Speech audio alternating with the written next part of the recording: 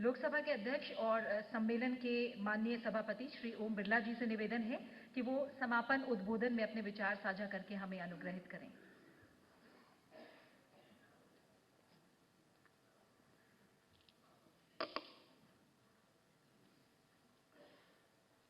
विधायी निकायों के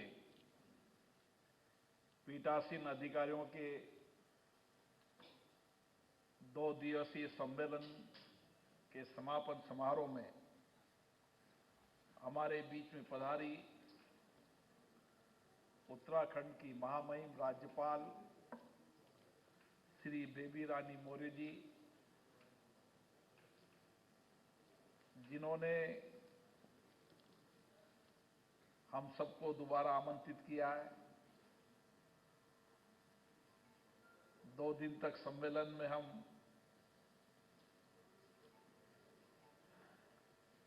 हमारे संसद, हमारी विधानसभा, विधान परिषद के कार्यों के निष्पादन में व्यस्त है। आपने आग्रह किया है कि ये देवभूमि पर फिर पीठासीन अधिकारी आए। जो देवभूमि पर मंथन हुआ है, उस मंथन का निष्कर्ष भी यहां से निकले। और मुझे खुशी है कि 2 दिवसीय सम्मेलन के अंदर हमने कई विषयों पर चर्चा की, कई मुद्दों पर चर्चा की और एक देवभूमि पर एक उच्च कोटि की चर्चा और उस चर्चा के माध्यम से एक निर्णायक दौर पर हमारा सम्मेलन आज समापन हो रहा है। मुझे खुशी है कि जिस उत्साह के साथ पीठासीन अधिकारियों ने सक्रिय भागीदारी निभाई, सहभागिता दिखाई, इसको देखकर मुझे लगा कि हम आने वाले समय के अंदर हम इस लोकतंत्र के मंदिरों को और मजबूत बनाएंगे, प्रभावी बनाएंगे और जनता के प्रति जवाबदेही बनाएंगे। इसलिए इस 2 दिवस के अवसर पर हमने लोकतंत्र के समक्ष उपस्थित चुनौतियों का कैसे सामना किया जा सकता है और कैसे संसदीय विधायी कामकाज को हम बेहतर बना सकते हैं, इसके लिए हमने चर्चा की। 2 विषय महत्वपूर्ण थे, लेकिन शून्यकाल हर सदन में होता है। हमारी सम्मेलन में भी शून्यकाल में भी व्यापक चर्चा हुई। सभी पीठासीन अधिकारियों का मत था कि हम अपनी अपनी विधानसभाओं में इस शून्यकाल को प्रभावी बनाएं, ताकि अधिकाधिक माननीय सदस्यों को अपनी बात कहने का अवसर मिले और उसके माध्यम से हम कार्यपालिका को जवाबदेही बना सकें। ऐसा हमने सबने सामूहिक रूप से निर्णय किया। हमने इस लोकतंत्र के मंदिर में जनता के प्रति जो धारणा बनती जा रही थी कि लोकसभा, विधानसभा, विधान परिषदों में विधायी कार्य नहीं होते, हंगामे की भेंट चढ़ जाती है, गृह में आकर, बेल में आकर सदनों में नारेबाजी होती है। इसके लिए भी सर्वसम्मत तरीके से संकल्प लिया हमारे राजस्थान के विधानसभा के अध्यक्ष जी ने इस संकल्प को सभा के सामने रखा और सबने संकल्प लिया कि हम अपनी अपनी विधान सभा में, विधान परिषद में, लोकसभा में, राज्यसभा में सभी दल के नेताओं से चर्चा कर बातचीत कर एक समान आचार संहिता बनाएं और अपने अपने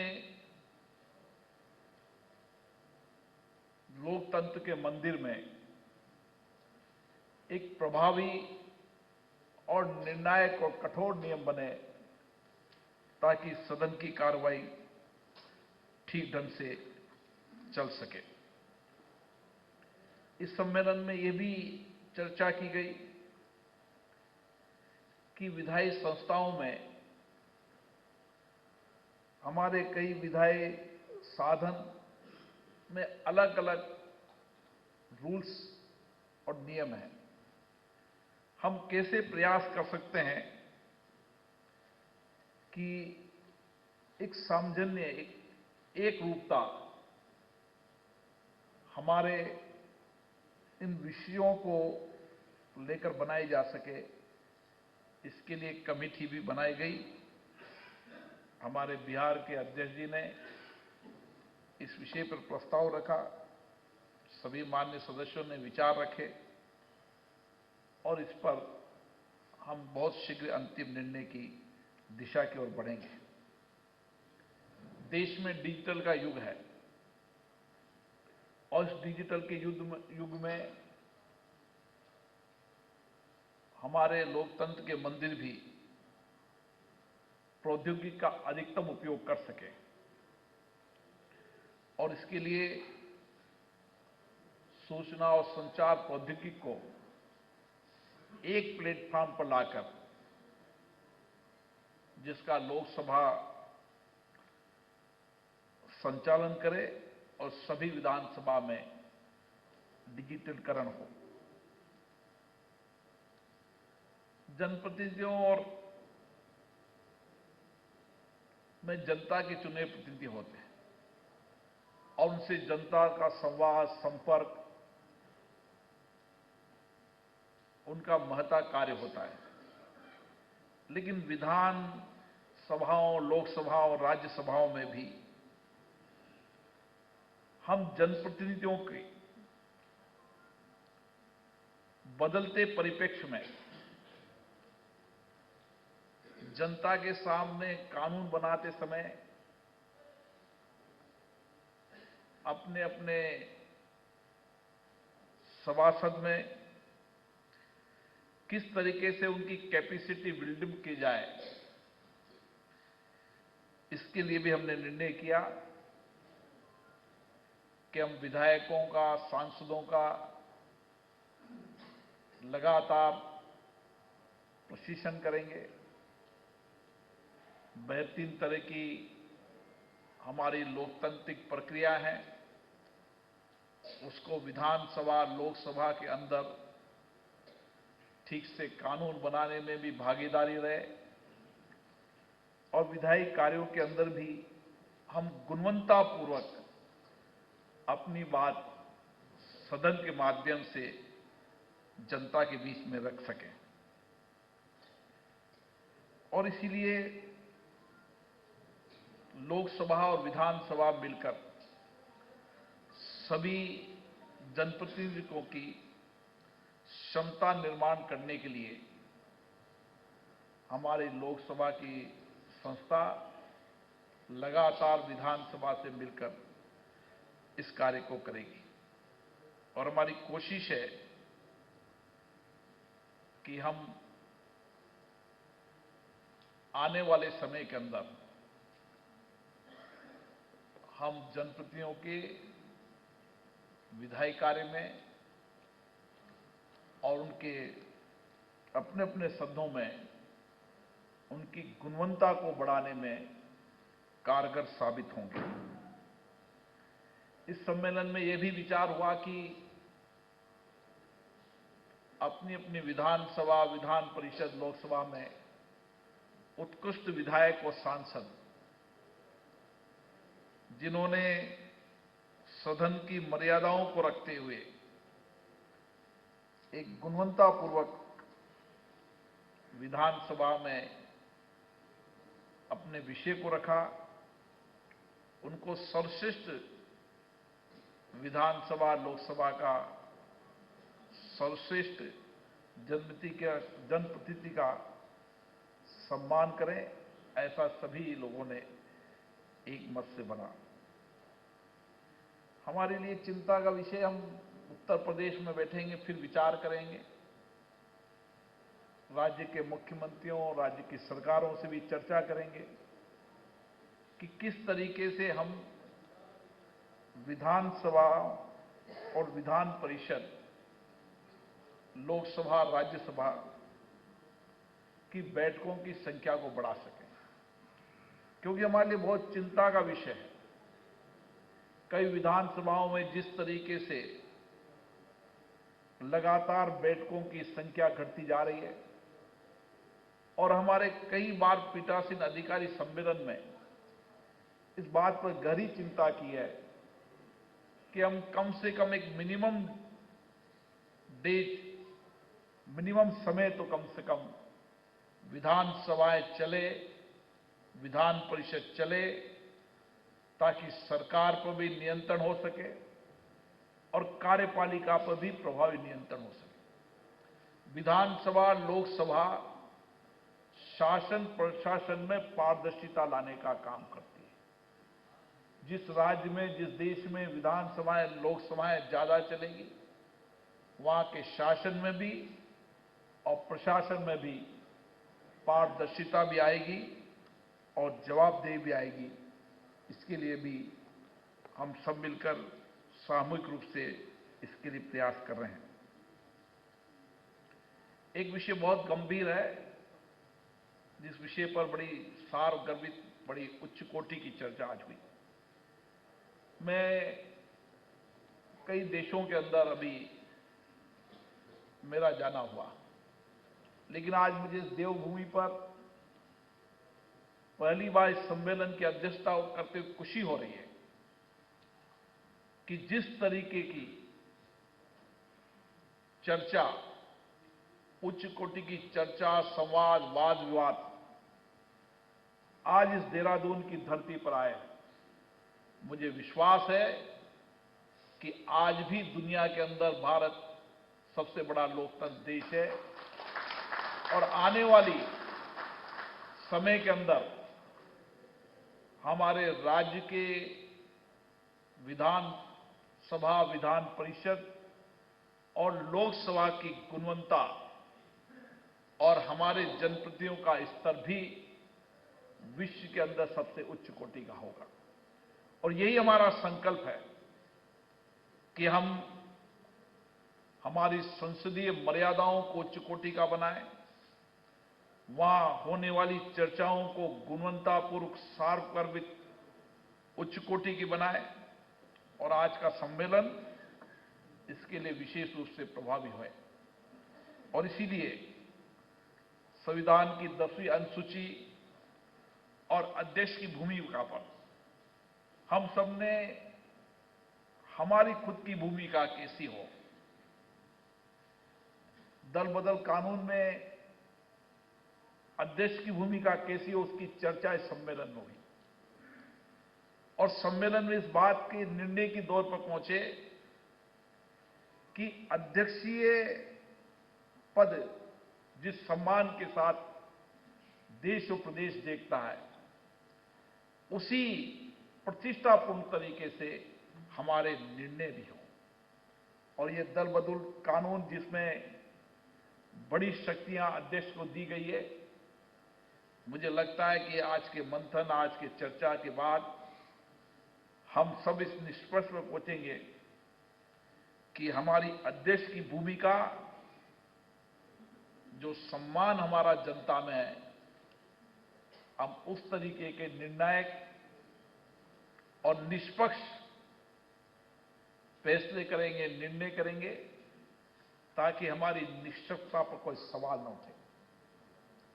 क्योंकि जनता की चुनी हुई संस्थाओं पर, लोकतंत्र के मंदिर पर न्यायपालिका अगर प्रश्न करने लगेगा, लोकसभा या राज्यसभा या विधानसभा के अध्यक्ष के निर्णयों पर न्यायपालिका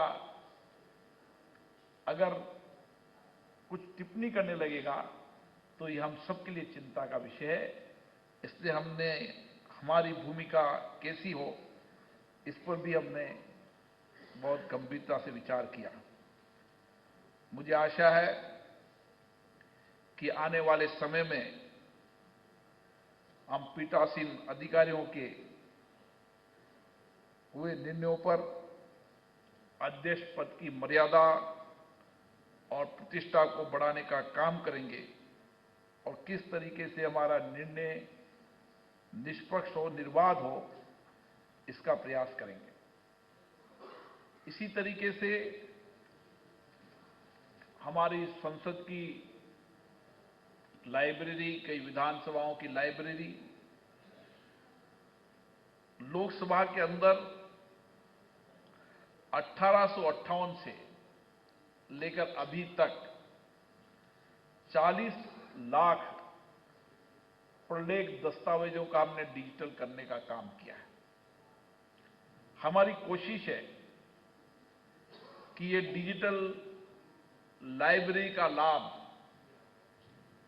देश के नौजवानों को मिले, देश की नई पीढ़ी को मिले, देश के जनप्रतिनिधियों को मिले और संपूर्ण डिजिटल का लाभ राज्य के विधान सभाओं में, हमारे छोटे नगर निगम, नगरपालिका, पंचायत, जिला पंचायत, सब में इनका लाभ मिले, इसके लिए हमने डिजिटलकरण किया है।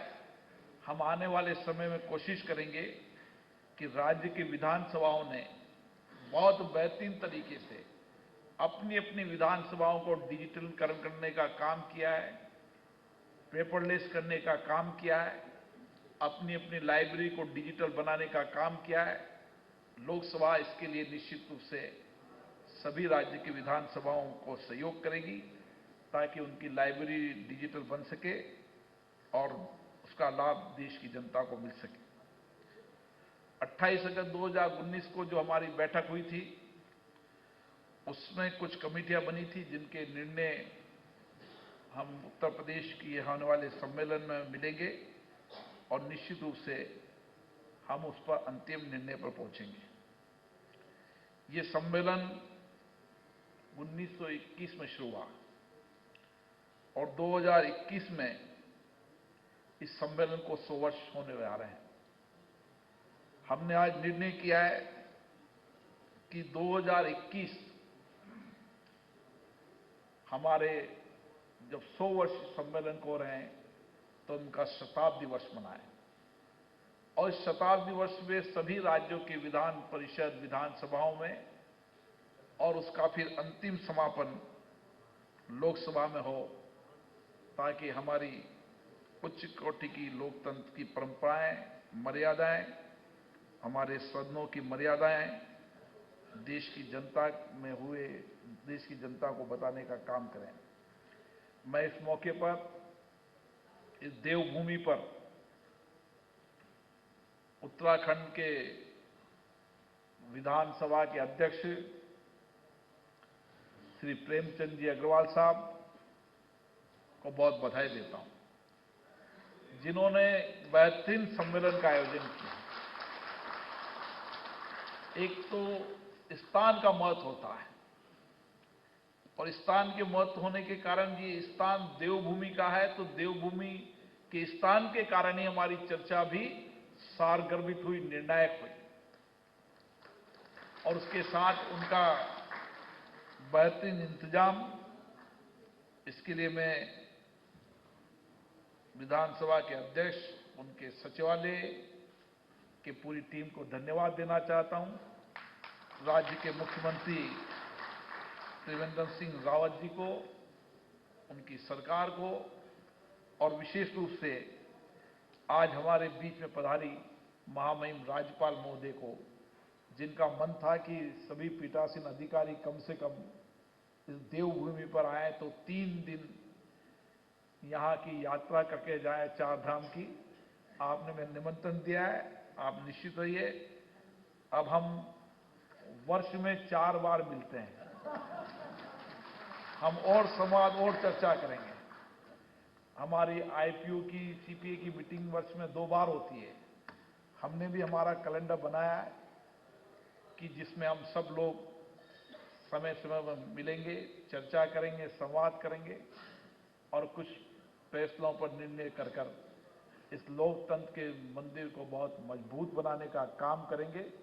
और जो हमारी जिम्मेदारी देश की जनता, प्रदेश की जनता ने हमें जिम्मेदारी दी है कि हम इस पद की प्रतिष्ठा और गौरव बनाते हुए एक कार्यपालिका, एक सरकार पर जवाबदेही से काम करने का ये सदन बने।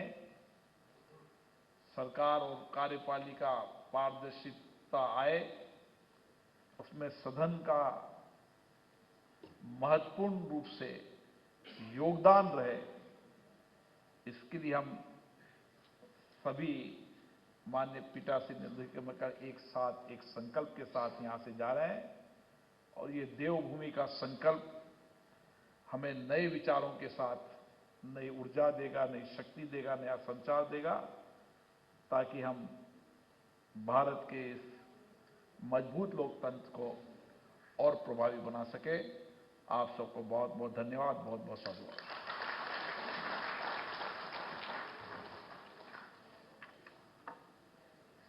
धन्यवाद माननीय लोकसभा अध्यक्ष जी।